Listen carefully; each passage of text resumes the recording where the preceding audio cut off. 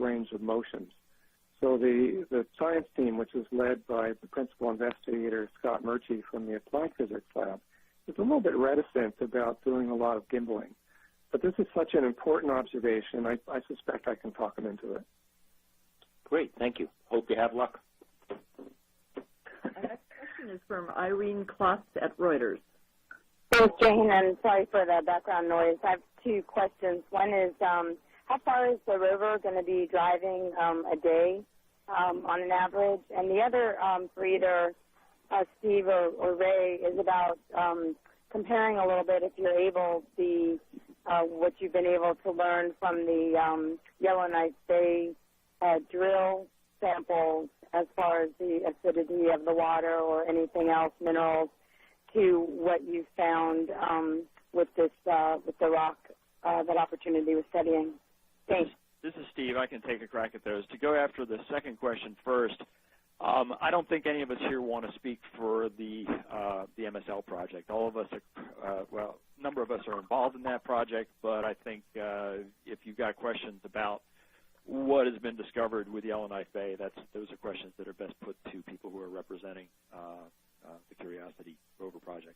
With respect to distance a day, you know, it really varies. It depends on how much power we've got. It depends on how challenging the terrain is. The assumption that we have made is that we can achieve about 60 meters per drive between where we are and Solander Point, because that's what we've typically, historically, been able to achieve in the past. Sometimes it's better than that. We had a drive just the other day that was 102 meters. I think our most recent one was 65.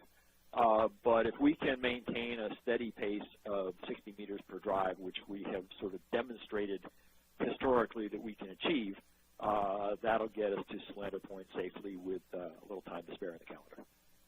Thanks. Steve, are you able to just say in a general sense how the acidity of the water at the two sites compares?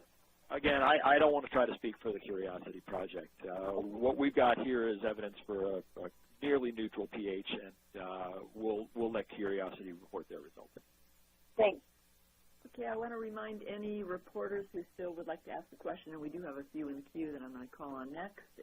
Just press *1 and give the operator your name and your affiliation, and we'll call on you. And time allowing, we may take a question or two from our Ustream audience. But let's go next to Sally Rail with the MER Update, Planetary Society. Hi, Sally. Hi, thank you. It's been so long since I've talked to each of you. First of all, I'd like to say congratulations 9.11 times over. And I'm wondering, I'm just going to throw this out, is there anything, you sort of touched on this a little bit with Ken's question, anything in the orbital images or CRISM data at Solander Point that you absolutely know you want to check out besides the strata, besides potential phyllosilicates? Right. Well, the strata, you know, Sally, are the key. But the fact that you can see in the high-rise data the bench so well exposed, and then as you go up those 55 meters of vertical relief, you can see multiple layers. And you can see it in the PanCam that we've taken recently. You can see it in these synthetic perspective views that we make. That's where the payoff is. That's where we're going to go way beyond, I hope, what we've seen in Mattia Hill, because there's much more vertical section and lateral section exposed, and that's what geologists use to reconstruct the past conditions, paleoclimatic and otherwise. So that's what we're after.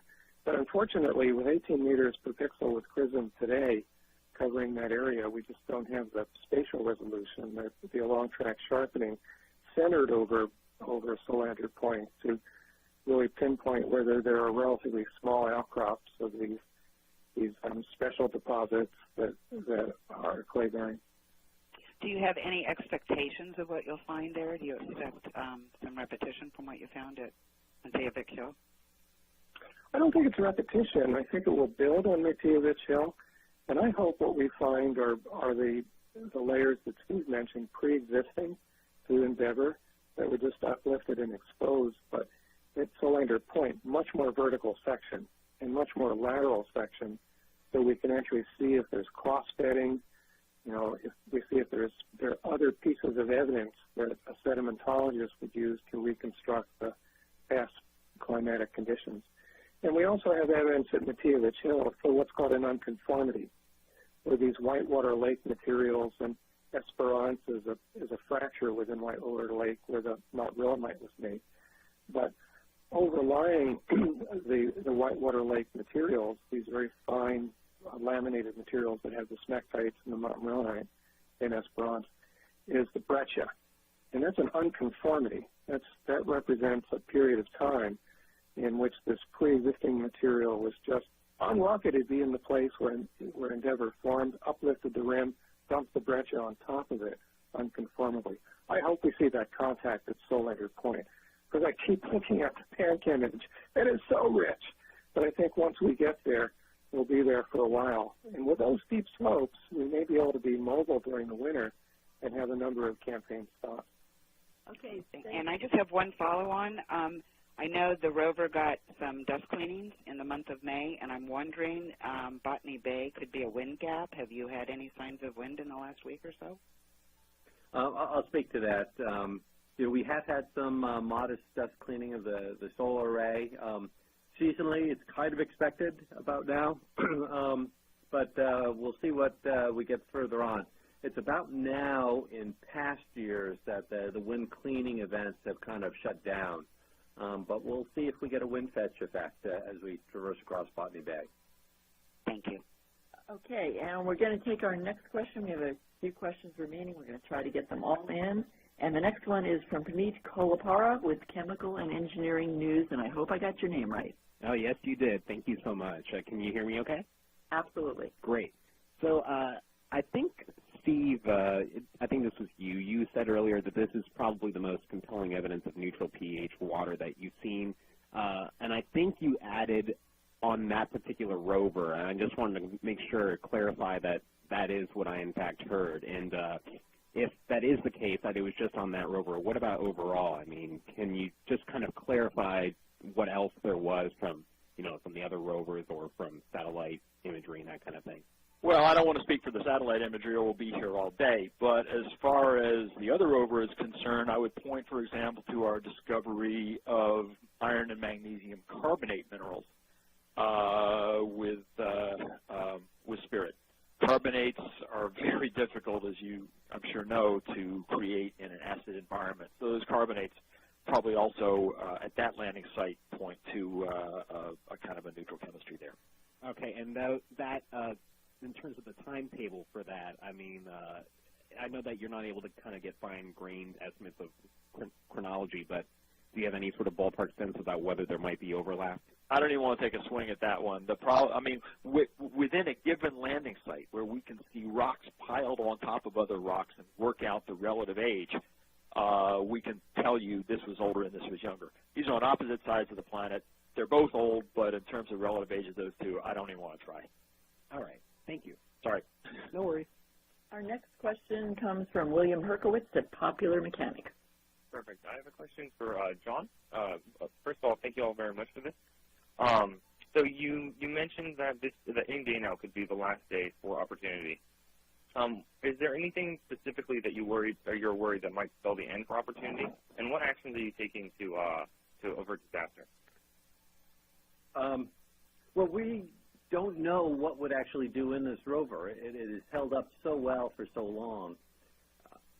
I would speculate that the first thing we would see would be degradation in the external mechanisms. We'd lose the ability to drive. We'd lose the ability to use the robotic arm. We'd lose the ability to slew the cameras or the high-gain antenna. Those are the kind of things that would allow for a controlled or graceful degradation to the vehicle, that we could still communicate, still interact with it each day. But internals, if we have a solder joint that breaks, then it's game over. It's instant death. So that said, the batteries are in good shape. There's been no indication of anything. It's difficult to trend things, but if we do all the usual measurements, blood tests, urine analysis tests, and the like, it still speaks to a reasonably healthy rover. All right, thank you very much. Okay, thank you. And we're going to take a question now that came in via our audience on the Ustream broadcast of this. And the question is, knowing what we know now, Would any future solar-powered vehicle include solar panel wipers to clear accumulated dust? I'll take that one. They are considering solar power for future roving vehicles, and they have considered, dust mitigation devices for the solar arrays, but they all come with some cost and some complexity. I think what's being considered more likely is the ability to tilt the arrays, and this gives you two potential advantages. One is you could track the sun, like a sidereal stat, just like, active solar panels here on the Earth. This would get away from having to find north-facing slopes in the wintertime like we're doing now for Opportunity. You could just motor drive the solar arrays, and then over the course of the day you track the sun as well, maximizing solar illumination. The other possible advantage for that is you could tilt those solar arrays dramatically if you are accumulating dust, and maybe the dust will fall off the arrays with such things. So that's sort of what's being thought of for that question. Okay, thank you. And we're going to do a really quick, well, actually, we have time for another question, and this one will come from Alexandra Witsey of Nature. Hi. Hi, my question is for John Callas. When are you going to break the distance driving record for Lunicod? That's kind of problematic, because we're unsure what the actual Lunicod record is. Actually, I'll pitch it over to Steve, because he's been in touch with the Russians on that. Yeah, sure. So we have enormous respect for what the Soviets managed to accomplish in 1973 with the technology of that day, and so we would not want to claim to have beaten a record until we're really sure that we did it. The problem is that at the time that that was done, they didn't really have any good orbital images in which to operate, and so their estimate, which has been published for many years, of 37 kilometers is highly uncertain. And so what has changed since then is we've now got good orbital images of the moon that even show the Lunicod rover tracks. There has been no solid effort yet to measure those tracks and figure out how far Lunicod really went. And so we are just going to patiently wait until somebody, either in Russia or in the United States, comes up with a really well-calibrated number for how far Lunicod actually drove, and then we'll see. But right now, we're just going to stand back and try to let somebody else figure out how far Lunicod actually went. Okay, well, that wraps things up. Kind of perfect timing here, and thank you to John and Ray and Steve. Appreciate your time, and to all of those who joined us today. And the telecon will be archived for 1 week, starting about an hour from now. It'll be archived for a week by calling the toll-free number 888-566-0697, or the international number is 402-998-0831.